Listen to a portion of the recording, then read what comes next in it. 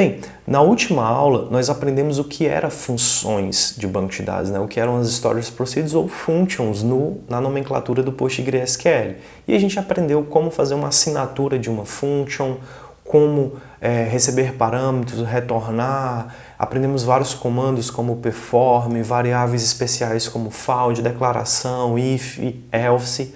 E nessa aula a gente vai aprender um pouco mais sobre estruturas de repetição. Então a gente vai trabalhar com while, for. E antes de começar, o que eu vou fazer? Eu vou aproveitar o que vocês aprenderam na aula passada e vou fazer duas functions. Eu vou fazer uma primeira função mais simples para a gente exercitar como fazer a assinatura, como receber parâmetro, como retornar valor.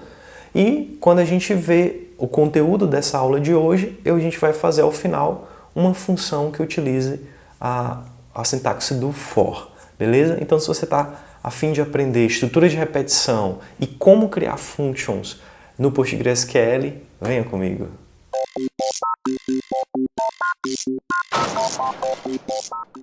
Então, antes da gente começar a criar estruturas de repetição usando functions dentro do PostgreSQL, nós vamos revisar um pouco o que a gente aprendeu na última videoaula, né? Que são alguns conceitos de criação, né? Criar assinatura do banco e tal. Então a gente vai usar esse exemplo aqui de um banco de dados que já está criado, de um banco de dados de gestão de projetos, né? De projetos de pesquisa, onde os avaliadores avaliam se um projeto vai ser aprovado para ser financiado, né, o seu desenvolvimento.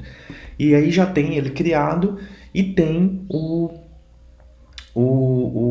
e povoado, né? O que eu vou fazer? Para demonstrar, a gente vai primeiro criar nessa tabela entidade, ou nessa tabela projeto, a gente vai criar uma function para alterar esse atributo aqui, ó, a duração do projeto. Tá? E esse objetivo não é porque você tem que fazer isso usando uma function, é só para a gente praticar de uma maneira simples como se cria uma função, beleza? Então vamos para o Dbeaver. Aqui no Dbeaver eu já tenho o banco criado, né, esse banco de dados functions aqui, e eu tenho aqui dentro do esquema do banco, eu tenho todas essas tabelas aqui, ó. E eu vou manipular a tabela projeto, né, tabela projeto, que tem essas colunas aqui e tem esses dados, ó, tá? Então, 7 projetos cadastrados, cada um com uma variação de 6 meses, 10 meses, 12 meses.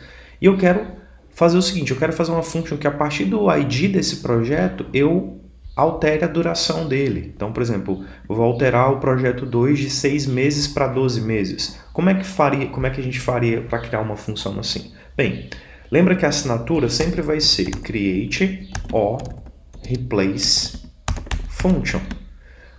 Pronto, agora você vai dar um nome para ela, né? Então pode ser um nome que você preferir. Eu vou colocar aqui altera duração.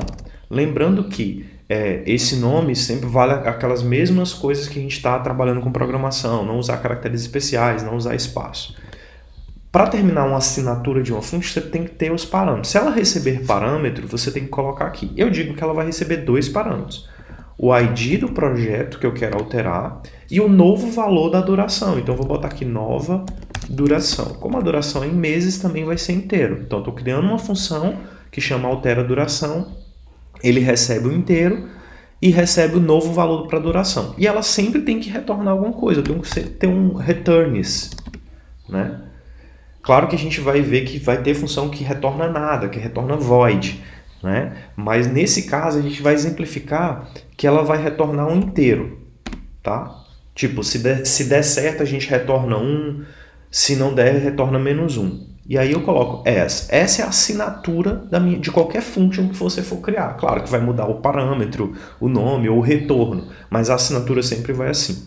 Então eu coloco aqui, ó, cifrão para marcar o corpo, né? São 2 assim para marcar o corpo de uma function e digo que eu tenho que trabalhar com a language PL PGSQL e ponto e vírgula, tá? Muito importante, não esqueçam. E eu coloco essa language porque eu tenho que especificar qual a linguagem, porque o PostgreSQL ele trabalha com outras linguagens também, tá? Então agora eu vou dar um begin e o end, tá? Eu Antes de mais nada, eu teria a cláusula declare, mas só se eu for usar alguma variável, for declarar alguma variável. Eu não vou declarar. Com essas duas que eu estou recebendo em parâmetros, já são suficientes para mim. Então, a primeira coisa que eu vou fazer, para eu alterar um projeto, eu tenho que checar primeiro se ele existe. Eu não posso mandar dar um update de cara, porque pode ser que eu passe um ID 10 e lá só tem até o ID 7. Então, como é que eu vou fazer? Eu vou fazer um select. Eu posso fazer um select, mas lembra que toda vez que eu realizo uma consulta, ele retorna para mim uma tabela, com dados ou não. Então, se ele retorna, eu sempre tenho que jogar para dentro de uma variável. Como eu não vou precisar trabalhar com essa variável, eu vou usar aquele outro comando que a gente aprendeu na videoaula passada para que a gente possa salvar, só realizar a consulta e não me retornar nada. Ele vai retornar true ou false, que é o perform. Então eu vou dar um perform asterisco from projeto, né? Como se eu estivesse fazendo um select asterisco from projeto, where ID projeto seja igual ao quem? Aquele ID que eu estou recebendo por parâmetro. Beleza? Então, basta você lembrar. Se você não lembrar como funciona o perform, volte na videoaula passada. Mas ele serve simplesmente para fazer uma consulta sem retornar o registro. Ele retorna um true se ele encontrar e um false se ele não encontrar. Então, se ele retorna isso, eu vou usar aquela outra variável especial que é o find. Então, eu vou botar assim, if found, né? Se ele encontrou, então eu vou fazer alguma coisa. Vou botar logo aqui um end if para eu não esquecer, tá? Se ele encontrar esse projeto, então de fato eu vou fazer o update. Então eu dou um update projeto, né? Set. O que eu estou mudando no projeto? Não é a duração? Então eu vou setar para a duração um novo valor. E que valor seria esse? Que eu recebi por parâmetro aqui, o nova duração. Só que se eu fizer assim, eu vou alterar todo mundo. Eu quero só do projeto que eu passei por parâmetro. Então, where ID projeto igual a ID, que foi essa variável que eu nomeei aqui para receber no parâmetro. Beleza, ele dá o update. Como eu estou retornando inteiro, né? Depois que eu fiz, eu tenho que retornar alguma coisa. Então, eu vou usar aquela palavrinha lá, return, e eu vou retornar um inteiro qualquer. Eu estou convencionando que se deu certo, eu retorno 1, se deu errado, eu retorno -1. Então, isso é o meu if. Agora, se eu não encontrei, se por exemplo alguém passou por parâmetro aqui o 10, então eu vou criar uma estrutura de else para dizer, se não encontrou, retorne -1. Isso significa para mim que ele não encontrou ninguém. Ok, pessoal? Agora a gente vai criar essa função. Então eu vou criar essa função aqui. Criei. E como é que a gente chama a função? A gente chama a função usando o select e o nome dela pela assinatura. Então, vamos dar primeiro um select aqui em projeto. Ó, nós temos 7 projetos com essa duração. E eu vou mudar, por exemplo, esse aqui, ó, de 6 meses para 12 meses. Então, eu vou chamar essa função chamando select, passo o nome dela, altera duração e passo os parâmetros. Bem, qual o ID do projeto que eu quero mudar? É o 2. Qual a nova duração? É 6 aqui, eu vou mudar para 12. E agora eu vou executar essa função. Então eu executei, ele retornou 1. O que significa o retorno 1? Que ele deu um update, tá? Vamos ver aqui, fazer uma consulta de novo em projeto, e a gente vai ver que o projeto 2 agora tem uma duração de 12, então minha function funcionou normalmente. Mas, por exemplo, se eu passasse um projeto que não existe, tipo um projeto 8, o projeto 8 não está aqui nesse banco.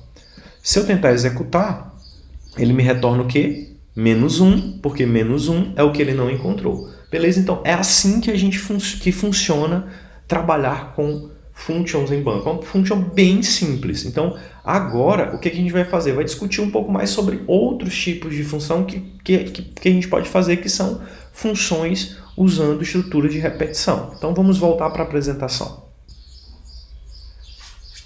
Estruturas de repetição, assim como lá nas linguagens de programação de mais alto nível, né, sem ser só nível de banco, Nesse caso, eles são procedimentos escritos em SQL ou em outra linguagem, como por exemplo a PL/PG/SQL, que eles ficam armazenados no banco a fim de executar uma determinada função ou um conjunto de funções que você quiser. No PostgreSQL especificamente, eles são chamados de functions. Em alguns SGBDs, como por exemplo o SQL Server da Microsoft, já é chamado de Stored Procedure mesmo. Então você vai criar uma procedure lá. Aqui tudo vai ser function, mas é só uma questão de nomenclatura. Tá? Temos o loop, né? Que ele é um laço condicional que vai ser repetido até que uma instrução exit ou return seja encontrada. Né? Quando um when, que é a outra palavrinha ali, é encontrada, a saída do laço vai ocorrer somente se a condição especificada for verdadeira. Senão, o controle passa para a instrução após o exit. Né? E pode ser utilizado o exit para causar uma saída prematura de qualquer tipo de laço. E aqui temos um exemplo. Né? Então, para eu fazer um loop aqui na PL/PG/SQL, eu dou um loop, um end loop, né? Faço qualquer processamento em SQL que eu quiser aqui dentro e posso trabalhar com minhas estruturas condicionais que a gente aprendeu também na videoaula passada. Então, por exemplo, se um contador for maior do que 0, por exemplo, eu dou um exit já para ele sair do laço. É um exemplo. Outro exemplo é que eu posso usar o AND, que seria colocar uma condição para esse exit. Tá? Então, além de se eu não trabalhar com if, então eu faço um loop aqui, faço o processamento que eu quiser. Só que aí eu chegar no exit, eu digo, quando eu vou sair desse loop sempre que tiver essa condição satisfeita. Então, naquela forma eu usei o exit sozinho e agora tive que usar, obviamente, o if para testar a condição e agora eu estou usando com o when. Temos o while também dentro desse ambiente. Né? A estrutura do while repete, né, uma sequência de instrução desde que a expressão booleana seja ativada como verdade, né, avaliada como verdade. E a expressão é verificada imediatamente antes de cada entrada para o corpo do laço. Então a gente tem, igual a gente tem em programação, a gente tem um while, tem uma expressão, loop, e aqui a gente tem uma série de instruções aqui. Um exemplo seria eu ter, por exemplo, essa function, add2loop, que retorna inteiro. E eu tenho aqui, né, alguns valores, algumas variáveis, número mínimo, número máximo e resultado. E aí eu posso fazer um while, não se importe com o objetivo, né, mas a exemplificação do que seria o while mesmo. O while, ele vai testar aqui, por exemplo, enquanto este resultado for diferente de máximo, você vai continuar fazendo. Né? Então, o resultado aqui foi declarado inicializado como 0 e ele está sendo incrementado. E foi recebido por parâmetro o número máximo. Então, ele vai ficar testando o tempo todo. Enquanto ele for diferente, ele vai continuar o laço e vai continuar incrementando. Quando ele for igual, por exemplo, ele vai sair do laço e vai retornar o resultado. Em algumas condições, é muito interessante a gente trabalhar com o while. Outra estrutura de repetição que a gente utiliza muito na programação, e aqui também, até mais do que as outras, o loop e o while, é o for. Né? O for ele trabalha de maneiras diferentes. Né? Então ele trabalha com inteiro, por exemplo, eu posso botar aqui for uma variável in um determinado intervalo aqui e eu dou um loop. Eu posso trabalhar com esse flag aqui, reverse ou não. Então seria mais ou menos assim.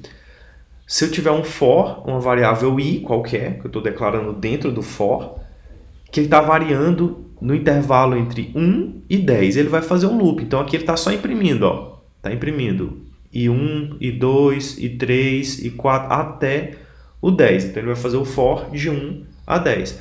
O reverso é o contrário, é quando você quer fazer uma contagem decrescente, né? Então ele tem o mesmo funcionamento daqui, só que eu vou estar contando de 10, 9, 8 até chegar em 1. O for, ele tem esse tipo de uso aqui, né? Para essa estrutura que a gente falou.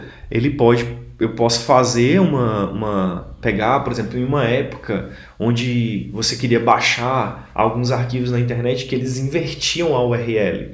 Você poderia pegar a URL invertida aqui e converter ela para a ordem normal. Então você pega um string de texto, né? E aí você vai pegar essa estrutura de for, declara uma variável e essa variável vai percorrer cada caractere daquela string que ela recebeu de maneira inversa, ou seja, pegando de trás para frente, né? E aí ele vai fazendo esse loop até chegar no primeiro caractere dele e vai montando uma nova string e depois retorna essa string. Então, é um uso simples aí de como trabalhar com o for. Outro exemplo do for, a gente pode trabalhar aqui, ó. Eu posso fazer uma contagem de um for que vai de 0 até 15, né?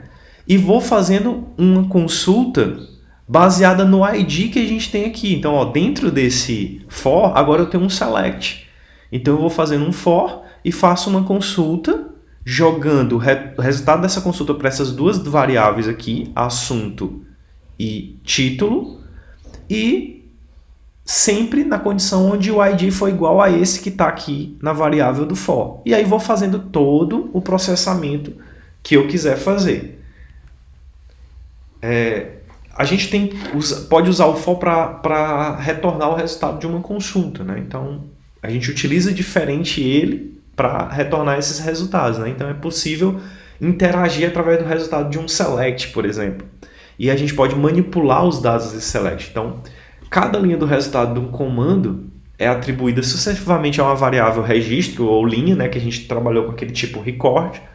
E o corpo do laço é extraído uma vez para cada linha, executado, desculpa, uma vez para cada linha. Então a gente pega aqui um for, a gente bota uma variável do tipo record ou linha, em comando aqui a gente coloca um select mesmo e manda fazer o loop. E aí cada resultado desse select que está aqui vai ser, cada linha vai ficar atribuído para essa variável a cada interação, né? Seria mais ou menos assim, se eu tivesse uma variável para contar clientes, né?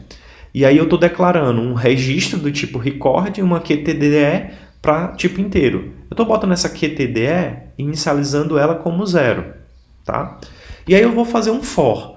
Olha o que eu estou fazendo. Eu estou fazendo um select asterisco from cliente. Eu estou fazendo uma consulta na tabela cliente e jogando o resultado para registro. Só que eu retorno um registro por vez. E aí eu vou dando lib. Eu pego o primeiro registro do resultado dessa consulta, incremento essa variável, exibo na tela registro.nome do cliente, pegando o nome do cliente aqui da coluna e a cidade. Então eu vou imprimindo o nome do cliente e a cidade dele e incrementando a quantidade. Quando ele terminar todas as linhas do resultado desse select, aí ele retorna a quantidade de clientes que ele tem. Então veja aí um uso que a gente pode fazer com o for. Tá? Aqui a gente pode criar uma própria função de for aqui para o pesquisador. Tá? Nessa inserção, eu acabei esquecendo de colocar o valor para uma coluna de pesquisador. Então, para eu não fazer isso manual, por exemplo, ficou faltando colocar o grau científico para o pesquisador, ficou tudo nulo. Para eu não fazer isso tudo manual, eu posso criar uma function para fazer isso por mim. Tá? E como é que ficaria isso? Vamos lá. Bem, agora eu vou criar essa segunda function. Então, eu vou criar uma function, replace function, vou chamar de altera pesquisador, lembrando que é qualquer nome que você quiser, tá? Só que eu não vou passar parâmetro nenhum, porque vocês podem observar aqui, ó, que se eu der um select asterisco from pesquisador, você tem 5 registros e a última coluna eu não tenho nada, tá? Então eu quero alterar isso aqui. Só que eu quero pegar valores aleatórios. Lá em grau científico, eu tenho 6 possibilidades diferentes. Então eu quero atribuir de maneira aleatória, né? Por exemplo, esse primeiro pesquisador aqui vai ter... Esse primeiro pesquisador aqui... Opa, deixa eu ver aqui. Esse primeiro pesquisador aqui vai ter bacharelado, esse mestrado, esse doutorado, esse mestrado também, esse bacharelado também. Então, para eu não fazer manual, eu vou fazer assim. Então, ele não recebe nenhum parâmetro. E ele vai retornar void, ou seja, vai ser só um procedimento. Ele vai executar e não vai me exibir, retornar nada, aquele 1 menos 1. Essa é a minha assinatura. Aí eu coloco aqui o cifrão para marcar o corpo e defino que eu estou trabalhando com PLPG SQL. ok? Lembre-se que aqui, diferente só das instruções SQL linha a linha, que a gente não usa ponto e vírgula geralmente, aqui a gente sempre vai usar, tá? Então eu vou definir aqui uma cláusula declare, que eu vou trabalhar com uma variável linha, do tipo record. Geralmente a gente faz isso daqui por último, né? Quando a gente já sabe o que a gente vai precisar. E aí eu boto um begin e um end do corpo da minha function, tá? O que eu vou fazer? Eu vou usar um for, né? Para pegar, fazer um select aqui em pesquisador e jogar para dentro dessa variável aqui, linha, tá? Então, o que eu vou fazer? Eu vou pegar aqui e vou colocar for linha in. Aí eu vou fazer o select em pesquisador. Select asterisco from pesquisador, loop, né? Que é o que faz parte do loop do for. Vou até terminar logo aqui end loop. Gosto de fazer assim para não correr o risco de esquecer e depois ficar batendo cabeça, né? Então, a primeira coisa que eu vou fazer nesse for é fazer uma consulta para pegar o ID dos graus científicos que tem aqui, tá? Então, por isso que eu declarei essa ID. Então, eu vou fazer select ID grau into ID, ou seja, eu vou selecionar essa coluna na tabela e jogar para dentro dessa variável que eu criei aqui, from grau científico. Aí eu vou fazer para que ele pegar de uma maneira aleatória, né? Então eu vou botar aqui, ó, order by, isso aqui não tem nada a ver com function, é SQL mesmo, random, ou seja, pega de uma maneira aleatória um registro qualquer lá, só que eu só quero um registro, então limite 1. Ok, pronto, depois que eu peguei esse ID e joguei para dentro do ID que eu criei, agora eu vou fazer o update mesmo, então eu vou fazer update pesquisador set. O que eu quero mudar? Não é essa coluna aqui, então eu vou atualizar o ID grau para receber quem? Para receber essa variável que eu peguei aleatória aqui, o ID, onde o quê? Onde o CPF, que é a chave primária, né? Porque eu não quero alterar para todo mundo, é um por vez, então o CPF do pesquisador vai ser igual ao quem? Aquele que ele recebeu no resultado dessa consulta, ó, que está guardado aqui dentro, onde foi igual a linha ponto CPF pesquisador. E aí ponto e vírgula. Beleza. Terminou isso aqui, eu posso dar uma mensagem, posso fazer alguma coisa que eu quiser. Mas beleza, vamos lá. Eu vou executar essa função aqui. Criei a função, não apresentou nenhum erro na criação. Como é que a gente chama? De novo, ó, select asterisco from o nome da função. Como eu não passo nenhum parâmetro, eu passo só os parênteses. Então, altera pesquisador, tá? Eu vou executar essa função aqui agora. Executei, não retornou nada. Vamos consultar lá, porque eu não mandei retornar nada. Lembra que o retorno é void, funciona como um procedimento. Então, eu vou vir aqui e consultar o pesquisador. Que ele às vezes buga na hora de fazer essa consulta, né? Mas vamos lá, vamos fazer a consulta aqui. Ó, agora ó, eu atualizei o grau de todo mundo aqui, dos 5 pesquisadores que tinham de maneira aleatória. Ele até repetiu os 6 aqui, então eu peguei de maneira aleatória. Você pode dizer, professor, mas isso é muito... Para que eu vou usar isso? Bem, em 5 registros como esse, eu faria manualmente, é mais rápido do que fazer isso. Agora imagine que sua base de dados tivesse 1 milhão de registros. Para você fazer manualmente não dá. Então você automatiza esse processo usando funções. Beleza, pessoal? Então, hoje a gente vai ficar até aqui com esse conteúdo de functions, mas a gente tem outros conceitos para trabalhar e a gente praticar mais ainda sobre functions. E em seguida a gente trabalhar com uma função que retorna algo especial, que são os gatilhos. Ok, pessoal? Então, espero que vocês tenham gostado, dê um like nesse vídeo e até a próxima videoaula. Abração!